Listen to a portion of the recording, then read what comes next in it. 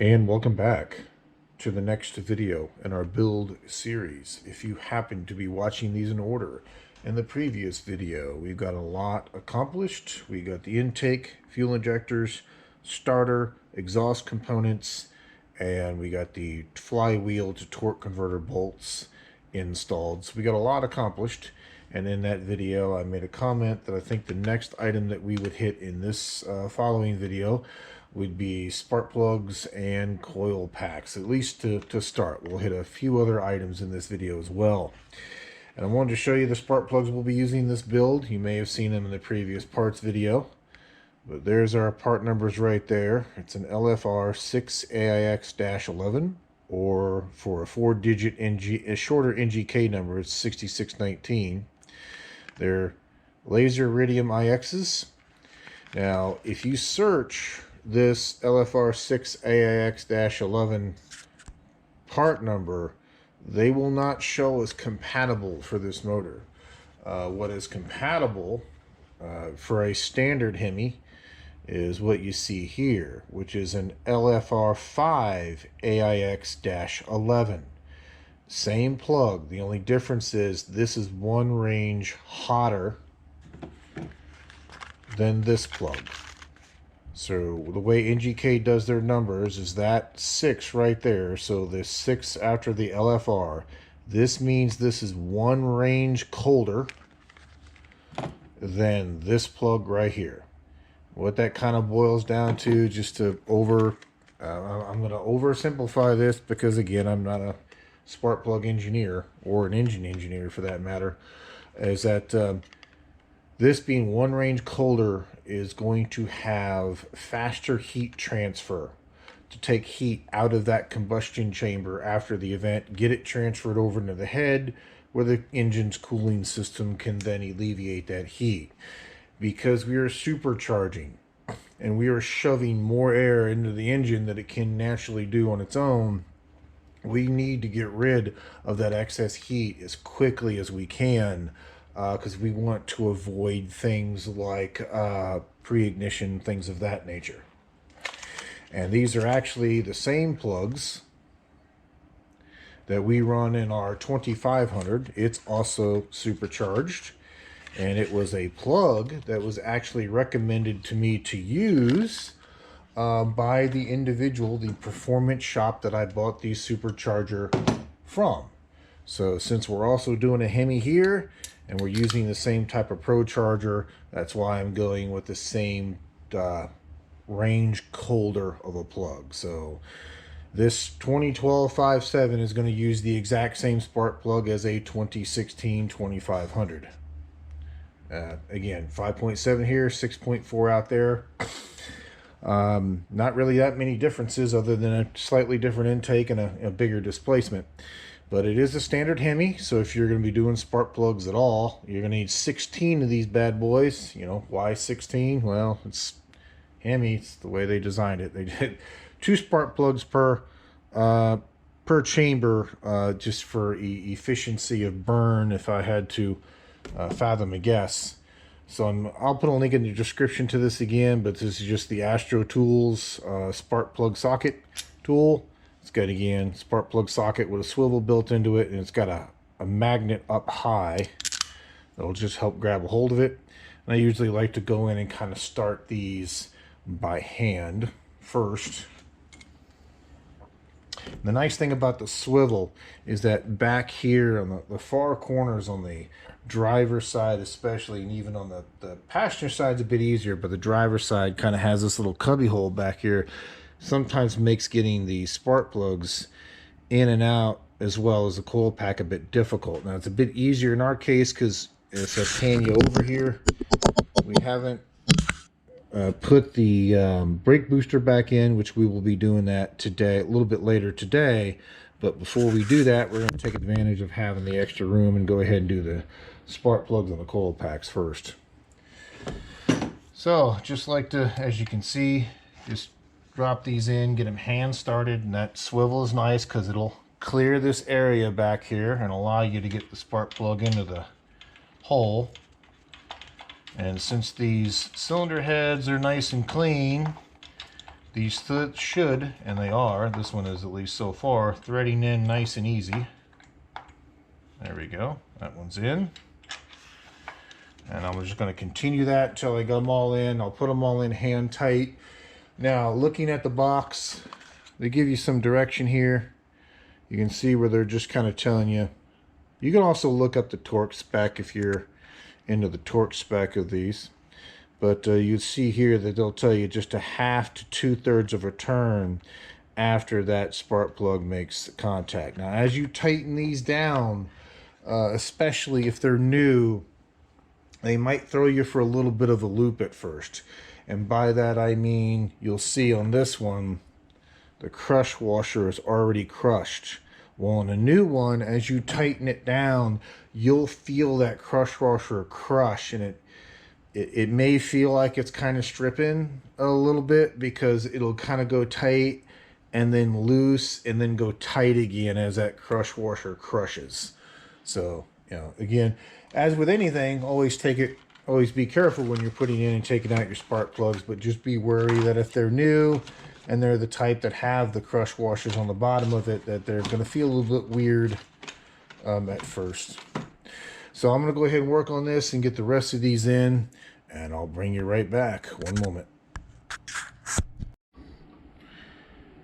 And welcome back. So we got our first 8 plugs in on the driver's side here, and I've got this one tightened, and I've got just on the other side of the oil dipstick, just kind of getting these in line. Again, I like to tighten these by hand, just kind of following what the box says about here once the plug makes contact, and go from there. Like I said, there is a torque value on the website, and NGK will give you a torque value for it. Now, I did look these up, and NGK says like 18 to 21 foot-pounds on these plugs, which I don't know, kind of seems kind of high to me, but that's what they list. As I was saying earlier, as you tighten these down, you'll kind of feel that crush washer crush, like right there. I can feel it kind of, it's going in kind of smooth, but again, it's a distinct feeling, I guess is the way of putting it. And then right there, the crush washer has stopped. And all I'm going to do is say,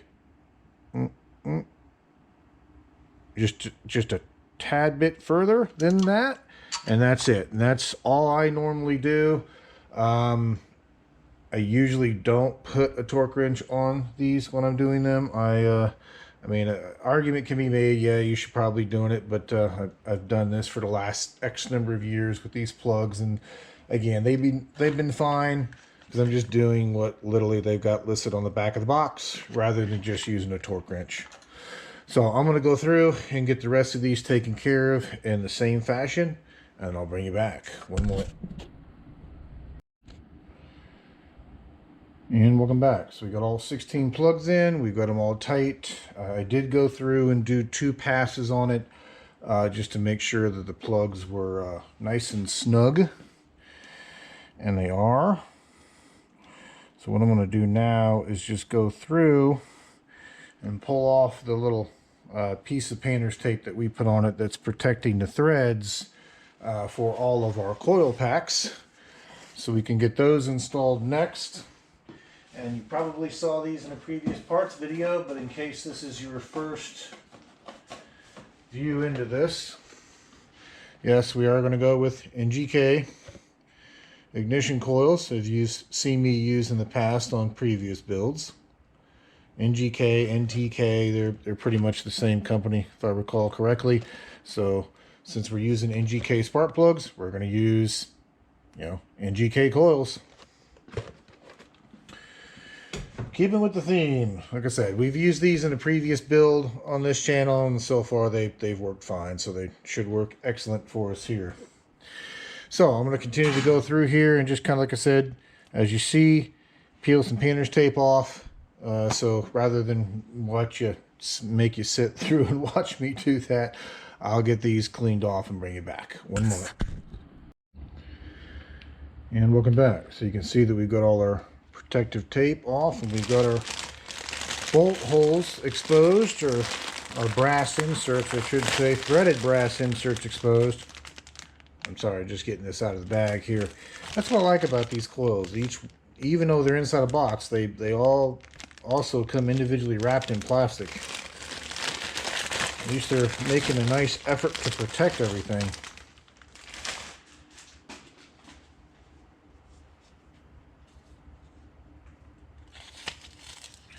I'll give you a little pamphlet in here to read.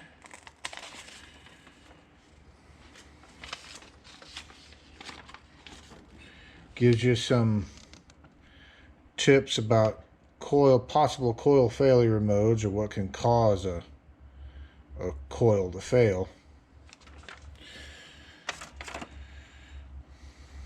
That's what it looks like from the outside. Like that nice matte black look. So what we're going to do here,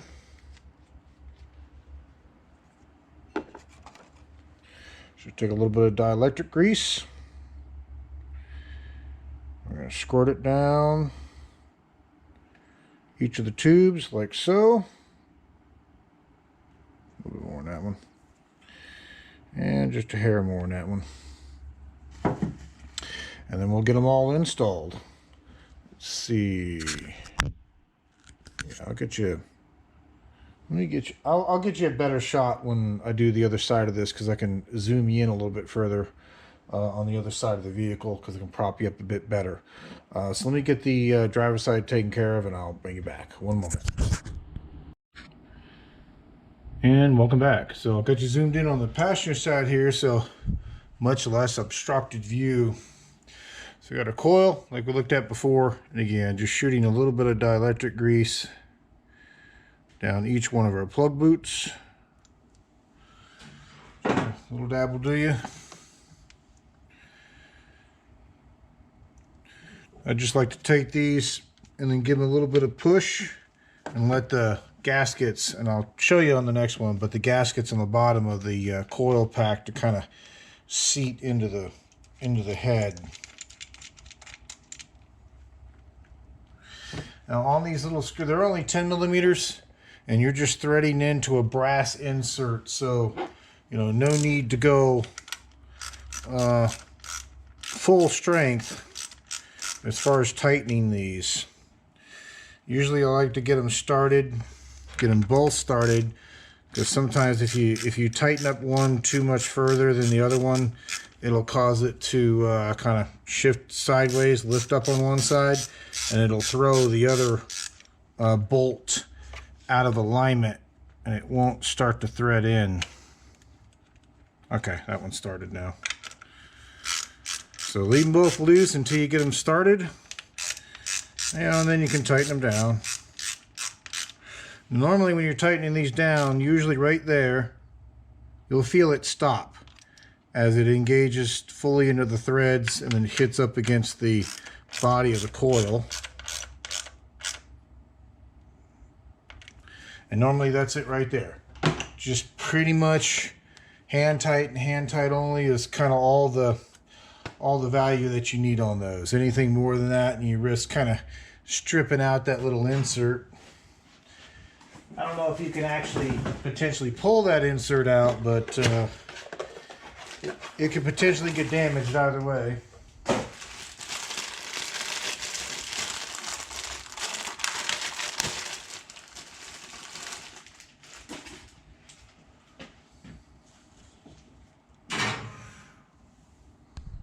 So once again,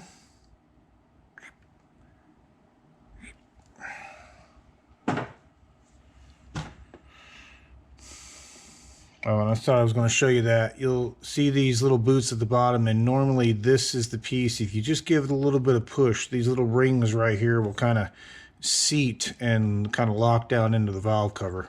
So that's what I'm doing when I'm pushing this down, is just getting the coil to go ahead and seat,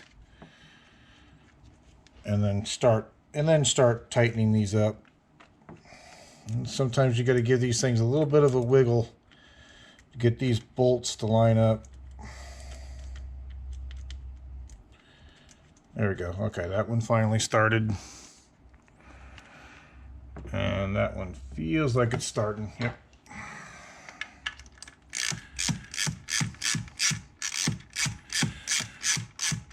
And on the passenger side here, just like on the driver's side, you know, obviously we've got a little bit of an advantage here because we don't have the cooling pipes reinstalled yet for the AC. So I'm sorry, air conditioning lines. So we don't have the air conditioning lines reinstalled yet. So that's kind of out of our way. And we haven't put the wiring harness back in here yet. But as you get deeper, you kind of get into, you know, your wiring harness and everything back here. So it might make getting to that final coil a little bit difficult. Not impossible, but usually what I end up doing on that rear coil is just kind of taking the two rubberized plug boot pieces and kind of bending them like that and getting them into the coil and getting them into the holes, and then finally rolling it over and pushing it the rest of the way in.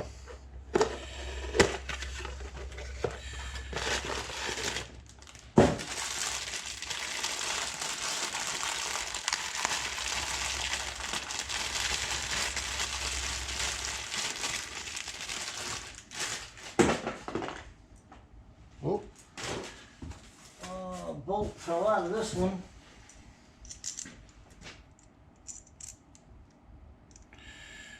You can see here we got a factory bolt that's missing its little captive O-ring right there. Interesting. It's not going to affect it any. I'm just glad the bolt itself wasn't missing.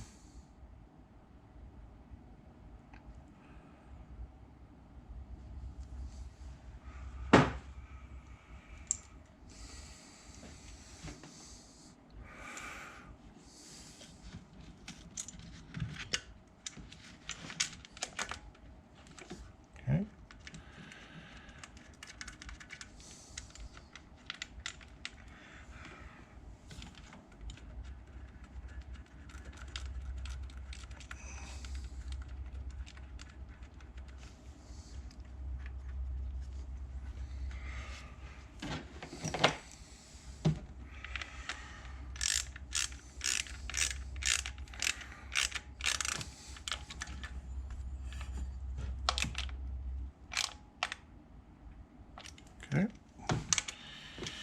And I'm going to switch out to a non-deep well because we got a wiring harness on the way here.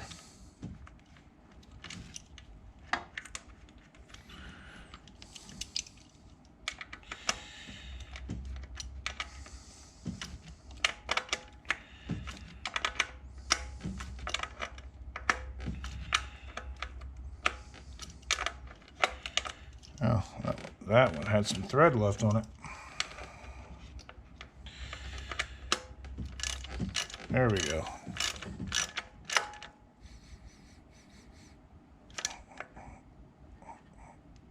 There we go, tight enough.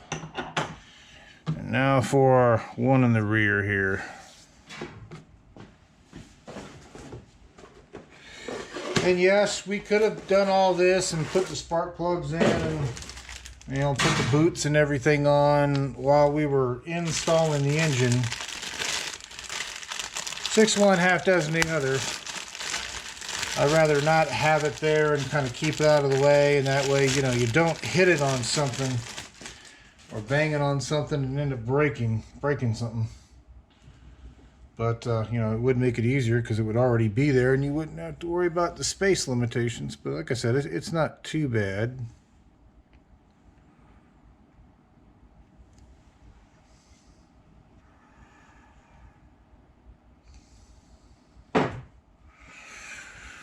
Okay, so let me see if I get you repositioned so you can see what I'm talking about here a little bit better, and I'll bring you right back. One moment. And welcome back. So I was setting up to show you that final shot back there of how I sneak this in place, and I noticed something odd about this coil pack, that this connector was bent over like that. This one is really, really loose. It looks like it's gotten damaged either in manufacturing or in shipment. You can kind of see that's the way it was sitting when I noticed it. I'm going to order a replacement for this. I'm not going to bend this back and trust that this is going to work okay. Unfortunately, I've had them in a box here for the last couple of months, so I don't think I can file a return on just this one coil. So whatever. I mean, it's no harm, no foul. I'd rather just order replacement. So won't be able to finish to install all our coil packs, but what I can do, I won't install this, but I'll get you set up back there, and I'll kind of show you what I was referring to. One moment.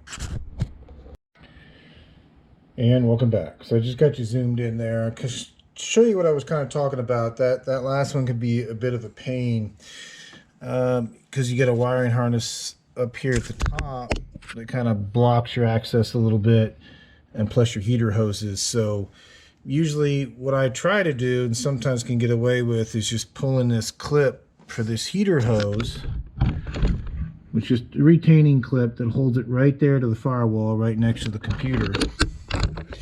Let me get you right back where you were at here.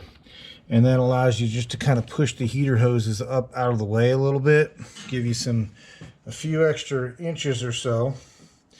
And then we could take our coil pack, take the legs, and just kind of start guide them into the hole by just flexing them slightly, bending them, and you can see that we've got them in the hole there. And then we could just kind of push forward on the pack and then pick up on our heater core hoses and just kind of keep manipulating it.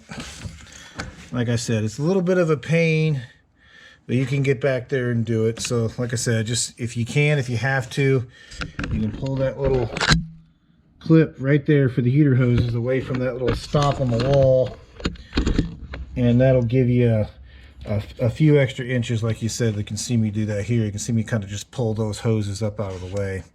But I'm going to pull this coil pack back out of here since I noticed it had a bent connector on it when I want to install this. So I'm going to order a new pack, and then we'll jump to something else. So one moment. And welcome back. So we got a replacement coil for our number 8 cylinder on the way. It should be here in a few days, but it's not going to stop us from continuing forward with what else that we need to accomplish here. So what I'd like to do is, let's see about getting this wiring harness out of the way and at least maybe pushed off here to the side. And I think the next thing we'll tackle is at least getting the brake booster back in here so we can get our brake lines reattached. And yes, it's going to mean that eventually at some point we'll need to go through and do a brake bleed of the system. So I'm going to do that. Yeah, it's going to take me a bit to kind of untangle this harness a little bit, but what I want is this piece that's coming over here out of the way. This should normally swing over here to make our electrical connectors to our injectors and our coils, and would normally not be there. So let me get that swung out of the way, and I'll bring you right back. One moment. And welcome back. So we got our brake booster, just got our wiring harness picked up and kind of pulled and placed out of the way, and also went ahead and disconnected our evap solenoid down here. I'll show you how that goes in because I actually have a replacement. We're just going to put a new one in it. Not that that was bad, but I had one on a shelf from a previous project and didn't use it, and figured this is the perfect opportunity to replace it. But it's just one line on the bottom. You just hit this clip, pop it off. That's where it mounts. There's a vacuum line that will eventually go over to the small port on our intake for that. And then of course there's an electrical connection that will be plugged in once we get the harness routed back to that area. But now that we've got kind of a clear shot and the ability to get in here, I'm going to see if I can finagle this master cylinder back in place, at least enough that we can get in there and start putting our bolts back in. Awesome. Let's see. It looks like you've got a good view there. So let me stop, zoom you in, and I'll bring you back. In case you might find this comical to watch. And welcome back. So we got our wiring harness pushed off to the side here.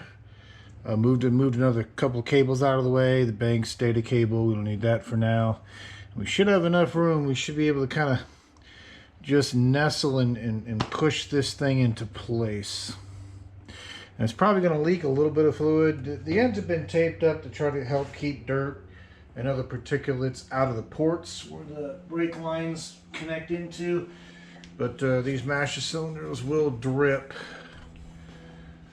if no line is connected to them.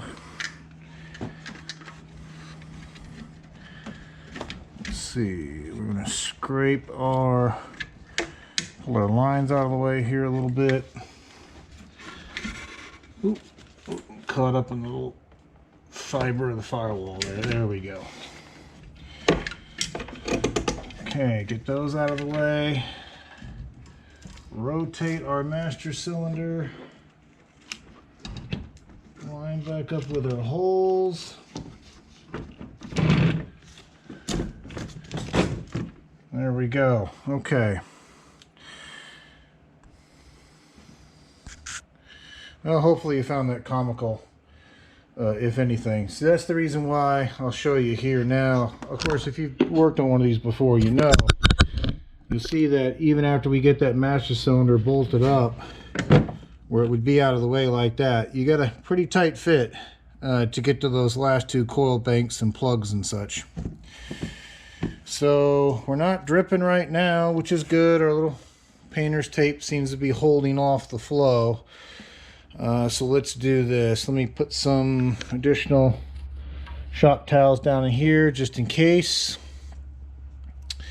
And this will be our vacuum connection. We'll make that here in a bit just so it's done.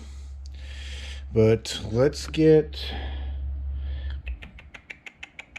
tell you what, let me get some line wrenches and let's get the lines in here just so it doesn't start. Well, if it drips through the tape, it drips through the tape. That's fine. Let's shore things up first.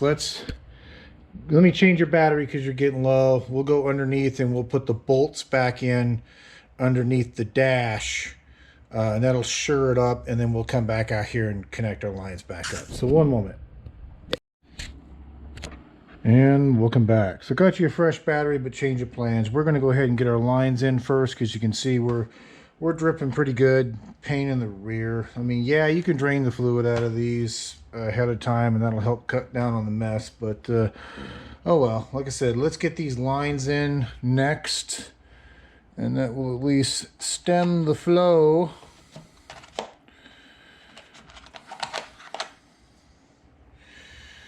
So, you know, these are just a set of line wrenches put up by OEM Tools. Had them for a while now.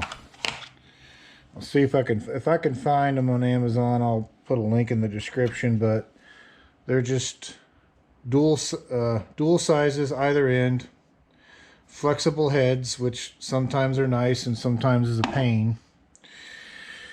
And I see that our deal underneath there is getting thoroughly saturated. And at least it held out long enough for us to get it in place. Get it in place in the first place. Yeah, it's still steadily dripping. Oh well.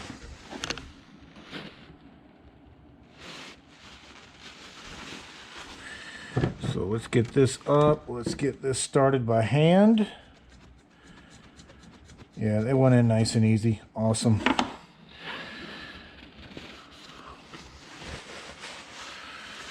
And we can just tighten them up. And we won't be leaking all our brake fluid out of our cylinder. Although, like I said, by the time we get done bleeding all the brakes anyway, it's pretty much going to have a complete change of fluid. But we can at least stop ourselves from making a mess.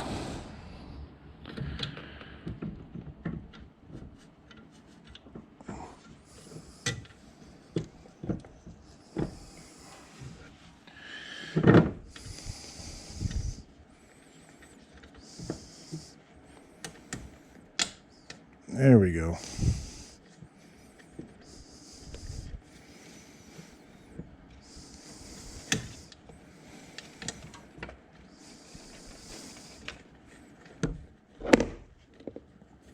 There we go. Now it lined up.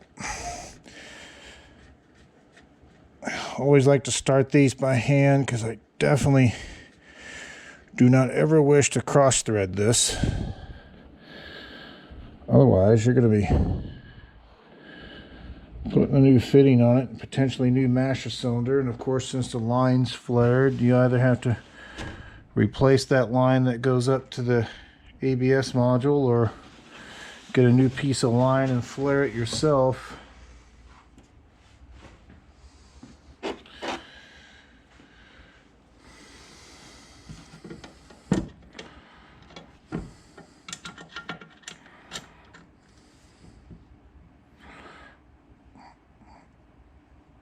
Okay, that one's good. Just make sure. Oh yeah, that one's good. That was nice and tight. Now you'll notice the front one doesn't thread in all the way, but this rear one does. At least on every 1500 I've worked on thus far, it's always been that way.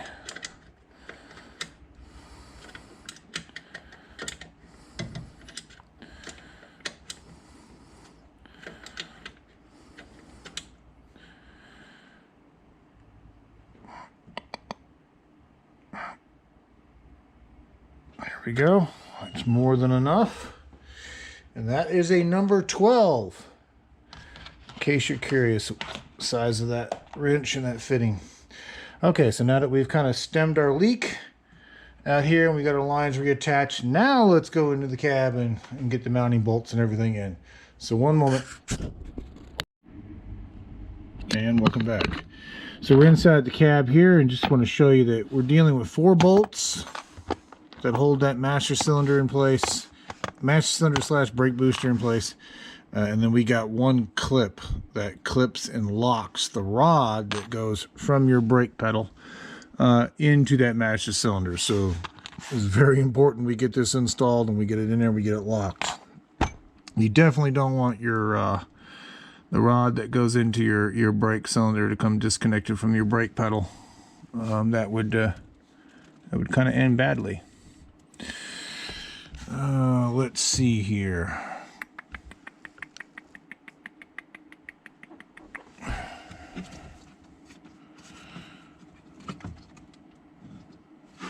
Okay. What I might do, I'm just going to show you what we're dealing with here. And you can see your bolt holes. See one right. Let me touch it with the flashlight.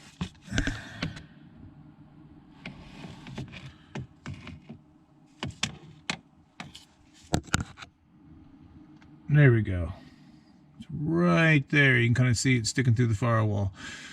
So what I'm going to do, I'm going to work on getting these bolts in here because it's just cramped space. It's hard to film it, but again, it's 4 bolts and lock tab, and I'll come back once it's in and I'll show you where all that's at, especially the lock tab.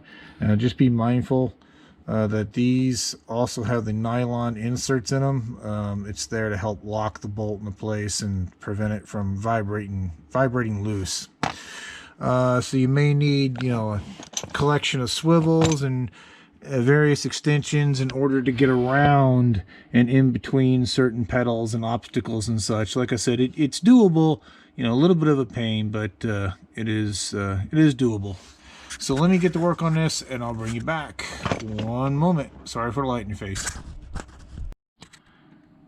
And welcome back. So I just want to kind of hopefully get a little bit of a shot there and you can see that.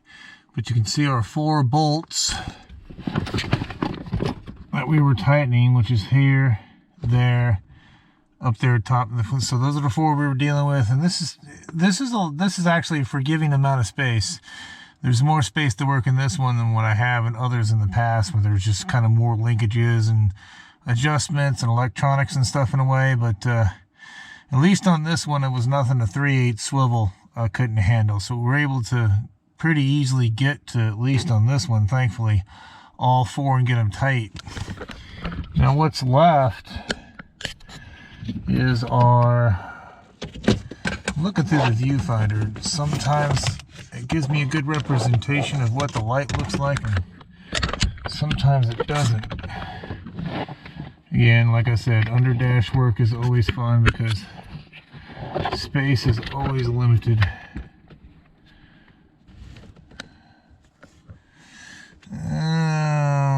Let's see. There it is right there, it looks like.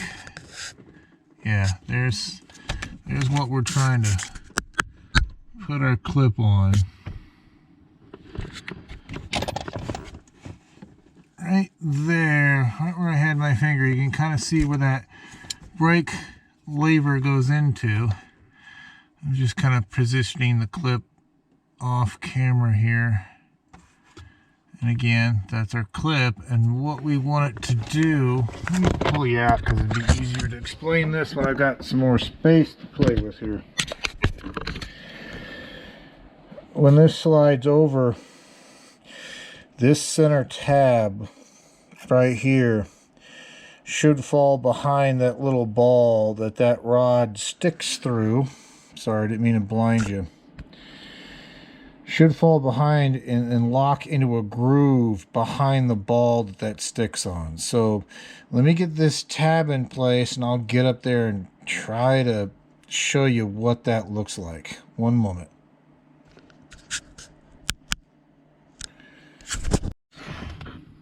And welcome back. So you're gonna have to kind of forgive the camera movements while I get you into position here.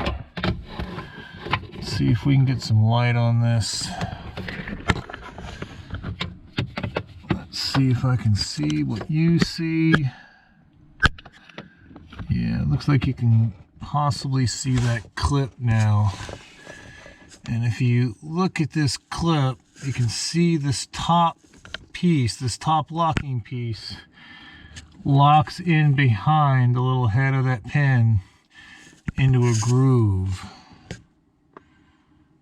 Hopefully that gives us a good view of that.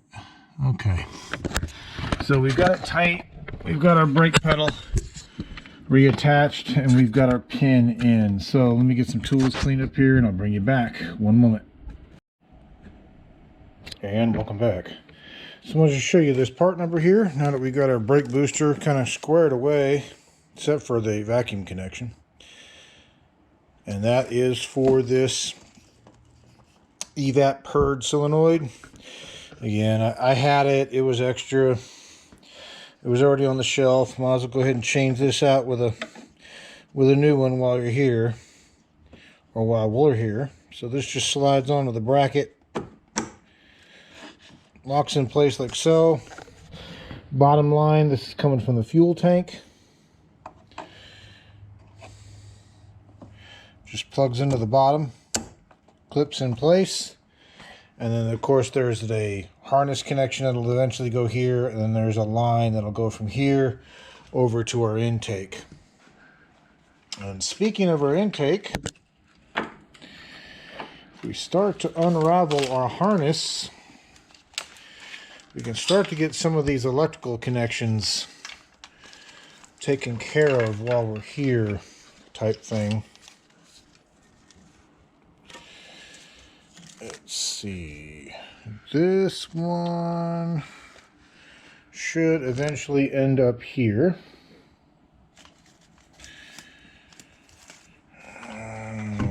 Let's see, we're not going to worry about that right now. We'll just kind of place him off to the side.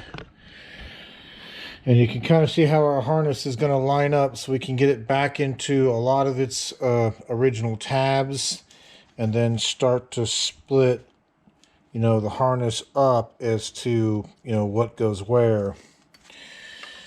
Let's see, this is going to eventually jump over here and mate back up with that connector. Let's go ahead and do that. Well, actually, let's do something else first. Let's get our protective tape off of our fuel line that comes from our fuel pump. I put this on here a little while ago, about a couple of months ago, just to keep fuel smell down. So yeah, let's go ahead and do that. That way we can go ahead and get this onto that piece and keep our fuel system finally sealed up at this point. So let me get that piece of tape off. I'm going to get this connected on here. I may put a little bit of grease on there just to lubricate the O-ring ends on there so it doesn't go on completely dry. But then I'll bring you right back. One moment. And welcome back. So you can see we're clicked. I do need to order another locking tab. There's supposed to be like a dual fingered locking tab that goes in here, and it's to prevent if the fingers on this inside of this that grip on and lock that in place were to ever fail, to keep that from coming off. So I'll have to order that, but for the time being, you can see you can't pull it off there. The fingers are engaged around that piece, so we're good there. Let's see. Let's go ahead and start making some of our connections. Let me get you a light in here and bring you right back. Well, actually, no, I got one right over there. You don't have to delay. I will take our old evap valve though, put it into the box for the new one. So in the event there's an issue with the new one, we can always fall back to the old one.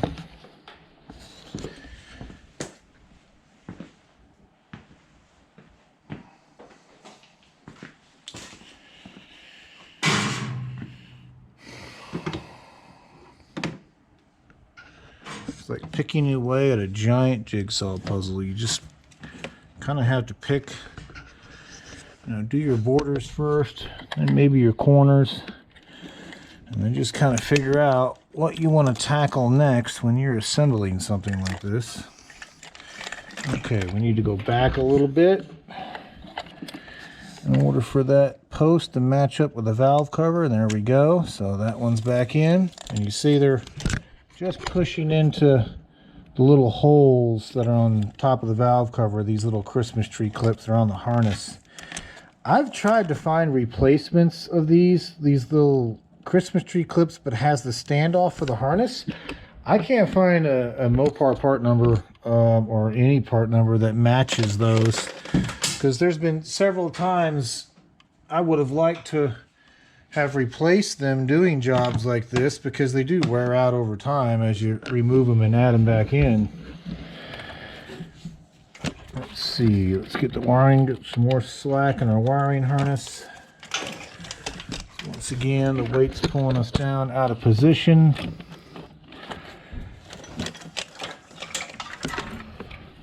And it looks like the next one is going to be right there. Got it.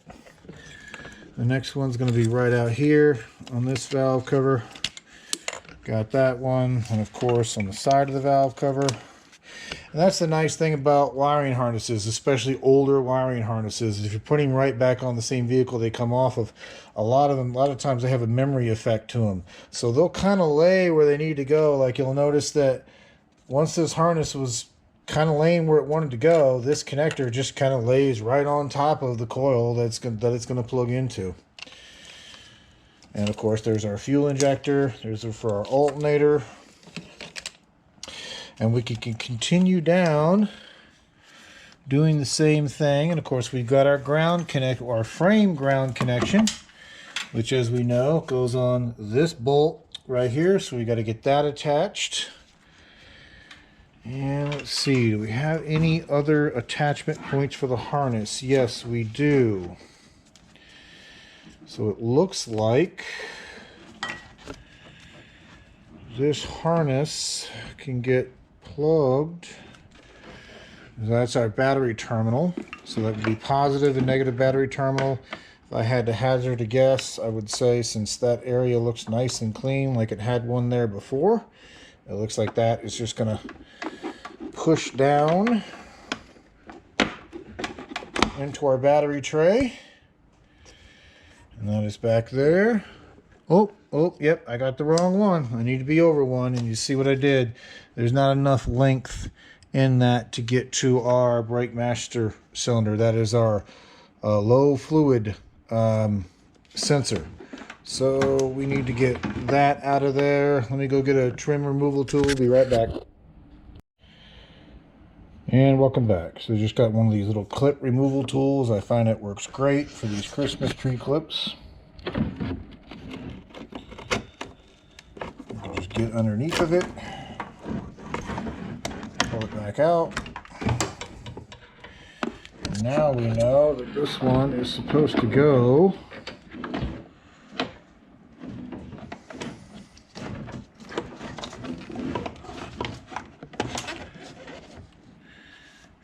actually, no, that's too far over. Yeah, that can't go there.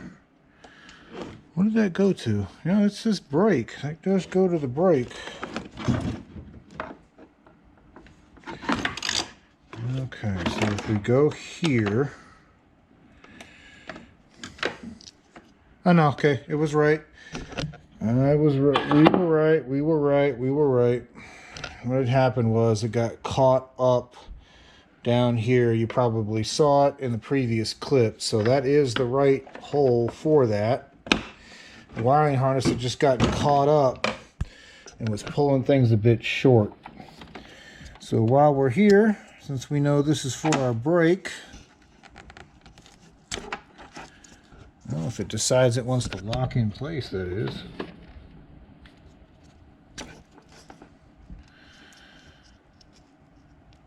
Yep, there's a connector. It's there. It's just being stubborn.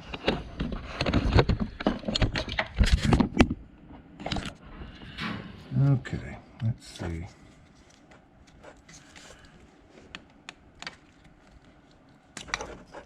Tell you what, let me get a little WD-40 on that. That connector's got some crud in it.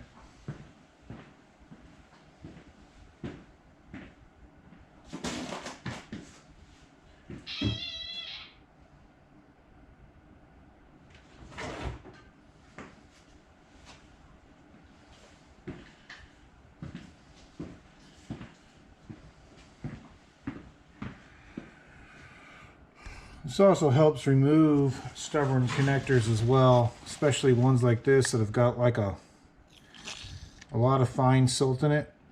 Plus, with it being WD-40, it's just a WD-40 being what it is, water displacement formula, not going to hurt the electrical connector any. Okay, let's see if that made it any happier. See, that locks it, that unlocks it. There we go. Hear that click now? So that's what it was. Just had some smuts in the connector, keeping it from engaging. Amazing what a little WD-40 will do for you. And we're just going to continue to follow our trail of breadcrumbs like that.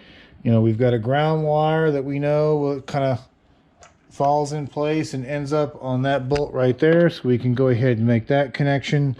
This is our main battery positive to our TIPM. That can go back there, along with the additional line that we ran a little while ago. That's responsible for our heated and ventilated seats that we added to this truck. We can get that on there. And we can see another Christmas tree clip. It looks like it's going to go here for this side of the harness. Plug it back inside our box. Maybe not. Oh, lower one. Sorry, wrong hole. There we go. That one's now back in there. And it looks like that one is going to line up to here. So we can plug that one back in. And we know that that connector mates up with that monstrous connector. And so on and so forth. So we got a couple of connections that we can make here to start tying our harness back in. So again, I'm just going to continue to do that. I'm going to continue to follow some breadcrumbs here and just continue to get things plugged in, get grounds made, and start running this harness up underneath, because we know this is the harness that goes to a ground point on the block. It goes to our starter. So I'll bring you back and I'll show you those pieces. So one moment, let me work on this for a bit and I'll bring you right back. And welcome back. So I just want to show you what I'm doing here real quick, is that on the areas where the engine grounds bolt back in, and there's one on each side of the block. I'm just sanding the connector lightly to get any corrosion off of it, and also sanding the mating surface where that particular connection part goes. Again, just ensuring that what we end up with is a nice, good, solid ground, because nothing will cause you to pull your hair out more than if you're troubleshooting an electrical issue, especially on a vehicle, and it has a intermittent or some type of ground problem. For example, if like the frame ground is gone, and I showed you this when we were doing the TRX4 build, the 2009 build. The lights, the rear tail lights in the truck would behave differently. When you had the four-way flashers on, it would dimly also flash the backup bulbs. And what was happening there is that, again, if you got bad grounds, electricity wants to complete a circuit. It's going to complete that path, and it's probably going to try to complete that path through something that it shouldn't. And again, so just taking a couple extra minutes to do this while we're here should hopefully save us some headache down the road. So again, as you can see, just getting the harness kind of in place, mating backup connectors where we can mate connectors and stuff back up. And you know, there's a frame ground we completed there. There's one of the engine grounds we just got done talking about there. And of course, the rest of this harness goes down underneath and we'll plug into the studs that we put in the oil pan. There's the hole down for the two studs on the driver's side, and it will also mate up with the starter and the knock sensor on this side. So that's what I'm going to kind of work my way towards next. So I'm going to continue to work on some of this wiring harness, and I'll bring you back. One moment. And welcome back. So it's just in the process of doing we got our starter wiring attached. We tightened up our knock sensor on this side, got its electrical connection, and you can see here, let me get you some light. There you go, you can see where we got our wiring harness pushed back into those studs. Remember when we were putting the oil pan on, there were two studs on this side. That's what that's for, and there's a stud on the opposite side for the transmission lines. But one thing about this aftermarket starter, it's minor, it's fixable, is that it's got one hole here for the heat shield. The other hole should have also been on this side, and it's not. They've cut the hole here on top. Why, I'm not sure. So this boss right here on top should have actually been down here. Like I said, it's minor, it's fixable. So that's where it was on the original heat shield. That was the top hole that's missing, but I just drilled. It's pretty thin aluminum. I just drilled another hole on top to put the mounting hole in. And again, this just goes up here like this on the starter. And most people would probably just leave this off, but it just sits up there like that, just helping to provide some thermal relief so it doesn't constantly get cooked being that close to the exhaust pipe. So I'm going to see if my little makeshift hole here fixed our issue, and then I'll bring you right back. Just two small bolts that hold this in. So we'll go ahead and finish getting this installed, and then we will carry on and go ahead and do the other side since we're underneath here. So one moment. And welcome back. So we're just laying the harness out on the passenger side of the motor and just doing the same thing. Looking at where the harness lines up, looking at the Christmas tree clips, clipping a lot of these clips and back into our valve cover, and just kind of letting the harness lay and kind of telling us where it's most happy and where it would like to go. And you can see we've got various connectors. There's another Christmas tree clip, goes in the side valve cover. That one goes into there. And as you can see, we're just, again, laying things out. We're also using our labels that we had on before. Now, this temp, throttle, and intake air temperature sensor, that one we're just going to kind of peel off to the side here because we don't quite have everything in place that we need to get the harness and everything clipped back in the way it was in. We're missing some supporting brackets that will go in when we get to the radiator and such, so we can make these connections when we start getting more of the front of the engine installed. But for items like this, you can see it's our cam position sensor. There we go, got a nice click on that one. So now we've got that one done. And again, just following ourselves through. So we come through, if we got the oil temperature and our oil pressure. And if we remember those when we put them in, we know they're down here, and it looks like we've got a broken clip. And if I remember correctly, that broken clip is still right there inside the block. So I'm just going to get a small flat blade screwdriver, kind of dig that out and replace that clip with one of these. And that'll re-secure it back to the block. So it's going to be more of the same. Eventually we'll work our way down here and get this back into, that'll plug in the crank sensor, that'll plug in the knock sensor, and that will finish up the electrical underneath for both driver and passenger when we get to that point. But let me dig this broken piece of plastic out of here, replace it, and I'll bring you back for the next piece. One moment. And welcome back. So we got the wiring harness on the passenger side here pretty much run, and let me review that to you real quick. And we went ahead and plugged in, obviously except for the one damaged coil pack that we had to reorder one for, but all the injectors are in, all the coil packs are plugged in, except for the one on the passenger side. Driver side, all the injectors, all the coil packs. If you remember, we started running our wiring harness, brake indicators connected, chassis ground is connected, frame ground connected, and engine block ground all connected.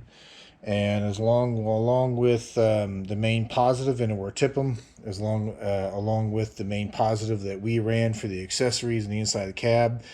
We also have our positive reattached for our fuel pump relay. Remember, we had to do the external fuel pump relay mod on this TIP'em because the internal relay that it uses to control the fuel pump has gone bad. It's a pretty common thing, and the interesting thing is Chrysler has a retrofit kit for Jeeps, and it's actually a recall. It's a safety recall for a Jeep for that relay to fail, especially because it could fail like when you're driving and all of a sudden, you know, your engine dies and you lose control. But yet it's not a recall for the Rams. And this, I mean, it plagues the TIP'em. It's not model specific, but I'll get off my soapbox. But we remade electrical connections, main pin harness here, 2 more connections down here that clip to the outside TIP'em case. Obviously these here have to wait until we get the front radiator and other items and the radiator support put back in. We followed the rest of the connections down. This is sitting here waiting just for the AC compressor to be reinstalled. Let me get you a light. There we go. Remember, there's our main engine ground right here on our driver's side that's been attached. Wiring runs back, then connects up into our knock sensor and the starters we saw. And over here on the passenger side, we've got our cam position sensor plugged back in. We went ahead and plugged in our water temperature sensor as well as our throttle body. The rest of the connections are just waiting for the inlet air temperature sensor to be attached or be relocated into the supercharged ducting. More on that in a bit later. As well as some support bracketry to be added. Replace that broken clip in the block. Got the oil pressure sender and oil pressure temperature reattached. The wiring then goes back and eventually hooks up into the crank position sensor down below, as well as the knock sensor. And in case you were curious, we can take a quick dive underneath there just to take a look.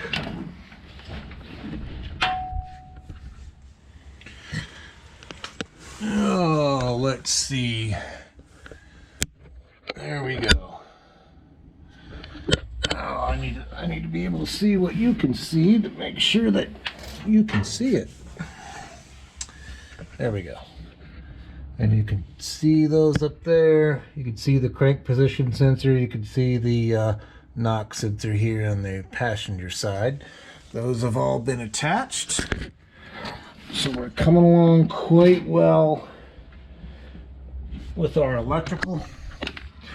Again, we're just making connections where we know that we can make them, and just kind of following our trail of breadcrumbs. I think what we can do at this point is that we can go ahead and put our new alternator in. That'll take care of these two connections while we're here. And we can also get our new idler pulley installed and our tensioner installed while we're here. Get some more of this buttoned up. And then we may call it a video at that point because I'm running out of memory. And then when we come back, we could see about measuring the oil out of our AC compressor and getting that mounted. And then also possibly getting the power steering mounted while we're here. And then once we have all the accessories mounted to the front of this timing cover, then we can put this pulley in place and see how our accessories line up. And then start adding items in here for the supercharger. I wanted to get to it in today's video. It was just a lot of the little things that just ate up a bunch of today's time, but have no fear, we will get there. But let's go ahead and get this alternator installed. And this is also, just like the starter, a TYC new unit. And there's the part number there. For a 1500 V8. Matches make and model for what we need. And you can see them. And again, this alternator is good, so we're going to hold on to this in case we have to fall back to it, because this is an actual Denso unit. One thing I will do is, remember what was happening was this connector has gotten kind of wore out in the back of here, and this is what controls the alternator slash field. And it's not holding itself in like it's supposed to, which, you know, could be a problem.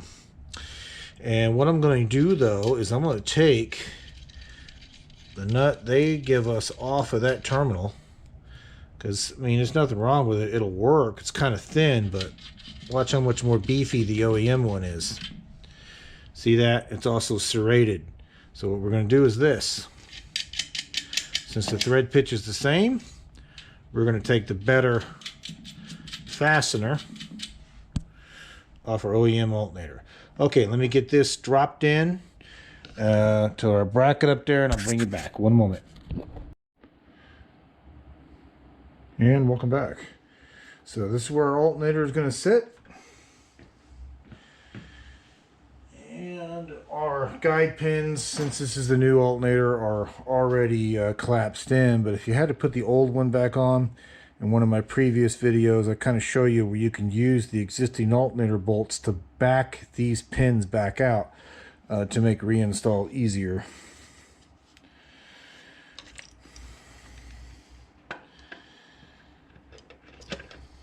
There we go. Just get that dropped in place. Get our bolts in.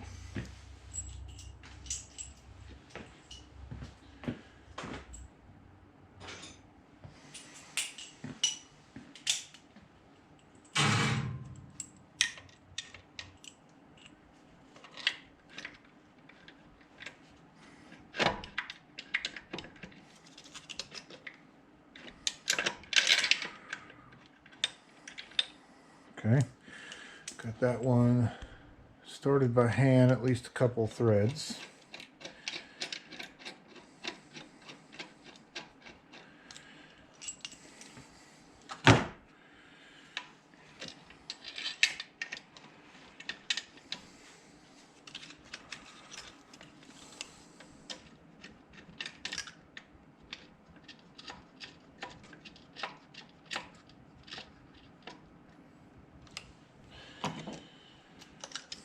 Now with this Supercharger being a stage 2 kit, that's why we're relatively safe in going ahead and putting all of these accessories back on, because we know the Supercharger won't be involved in the water pump and alternator and air conditioning, you know, the normal serpentine route.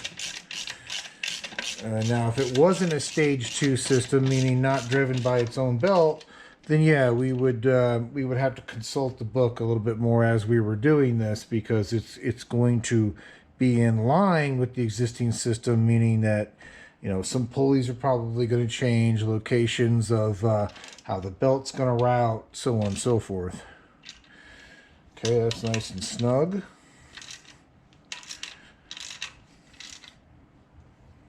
Okay. Yeah, that's good.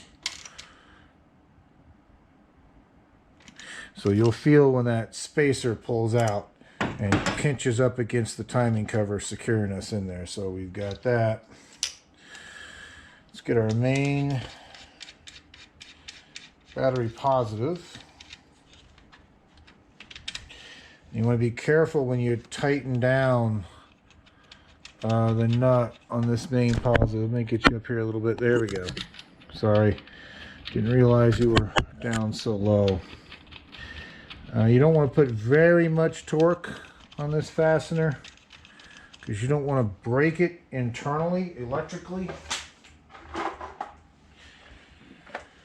Obviously, if that were to happen, you'd be getting another alternator.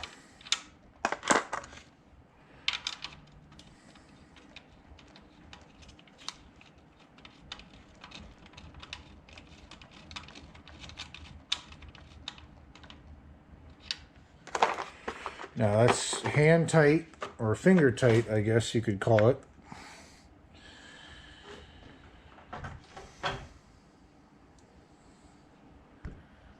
And all I'm going to do is just go like this. And that's it. Just a small tweak, just to get it a hair beyond hand tight. And that should be all that we need. Let's see if our connector will be more cooperative now. Oop, almost. Let's see. Okay.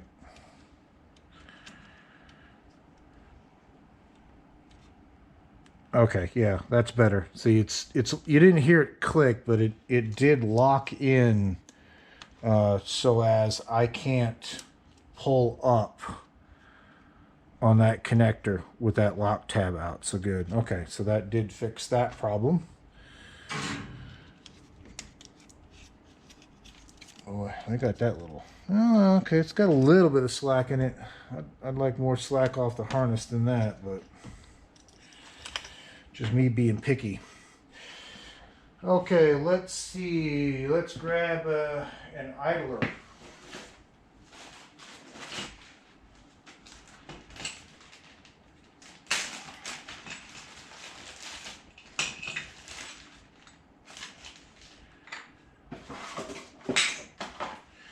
Just going to use the original factory bolt, but there's our new idler. Let me show you that part number. It's going to be a Gates. Gates makes good belts. Let's see if they make good belt accessories. And it's a smooth idler, so it doesn't matter which way it goes on. This particular idler is going to go on that stub right there, kind of not quite directly below the alternator.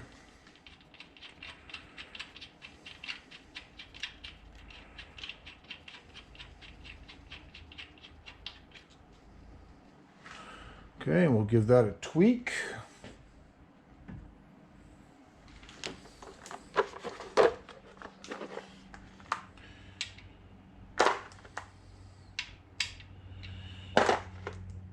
It's going to be a 13 millimeter.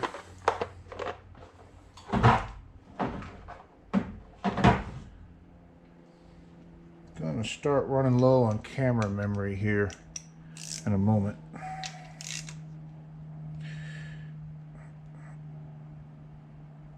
There, that should be more than enough. Still spinning smooth, nice. Now let's grab an idle. Let's grab a tensioner. Again, going with a Gates tensioner.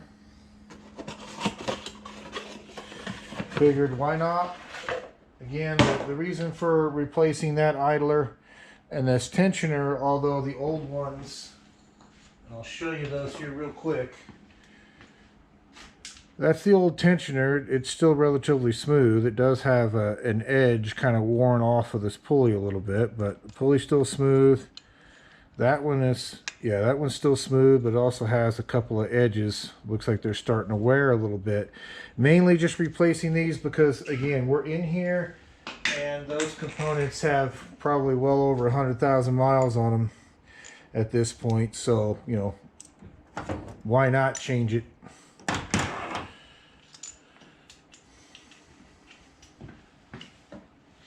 While we have access to it, plus we're doing this build up.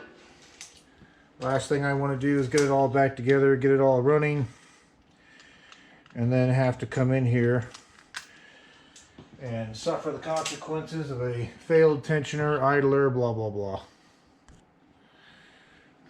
Okay, and we got a pin on these tensioners if you never replaced them before. And I'll show you that little divot hole right there is where this pin is going to line up, and then we'll put our bolt in. So hold on, let me pause you and get you repositioned, bring you right back. Okay, so I got you zoomed in a little bit. Just gonna line that pin up. Showed you earlier.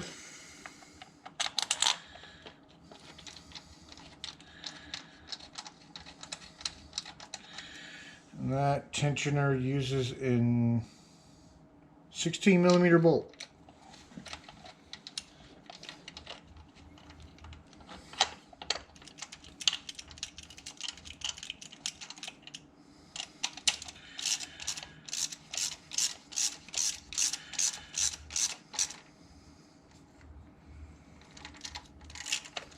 Your bolt will kind of act as your alignment. Your alignment pin gets you started, and your bolt will kind of help align things as well once you get it tightened.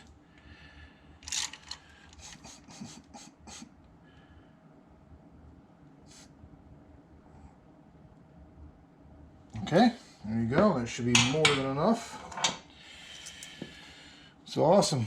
We got our tensioner now installed. So the remaining items left for the normal just accessories is going to be our power steering pump, our AC compressor, and then finally the one pulley that we have to put down here on the ATI hub, and then we can sort our accessories out. So since we're running a bit low on camera memory at this point, as we said earlier, just to, again, a lot of just kind of getting little things buttoned up here and there and getting things ready to go. So we got a lot of the harness relayed across the engine, laid across the engine. Electrical connections both left and right side, except for one damaged coil pack that we found on the passenger side, which has been reordered. The bulk of our electrical connections, all underneath, have been completed at this point. Various grounds. So the connections that are left from an electrical standpoint are going to be the items that we need for the iDash when we get to that point.